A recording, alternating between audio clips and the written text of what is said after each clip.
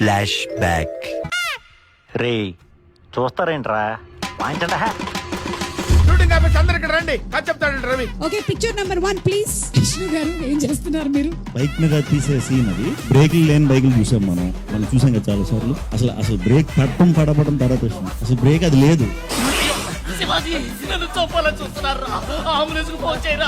రాడే లేదు అక్కడ. రాలేదు. ఎంతకు తెగించారా? ఏంట్రా అర్థకు? నన్ను వెళ్ళమన్నారు, వెళ్ళాను, ఆగినారు. బ్రేక్ లేదు. ఉందన్నా వెళ్ళండి నా సినిమాకి అంటే ఏది చూపించు అని చెప్పి సర్ది ఓకే. అంటే అలా బ్రేక్ లేనటువంటి బైక్ ని విద్యా గారు మీరు ఎందుకండి అలా ఇచ్చారు గీతా ఆర్ట్స్ నుంచి? వై ఎందుకు? సరిపోయింది. హీరో విలన్ కొట్టుకుని కమెడీని చంపేసినట్టు నా మీద పడతారేంటి? ఎందుకు అలా జరిగింది? మరి బైక్లు కూడా ట్రయల్ చేసేవాం కదండి. ఇది వ్యాపారం. Why did this happen? Last shot ఆయనకి ఏదైనా యాక్సిడెంట్ అయితే దానికి పాపులారిటీ వస్తుంది సినిమాకి అని ప్లాన్ చేసింది ఏమో అని భయం.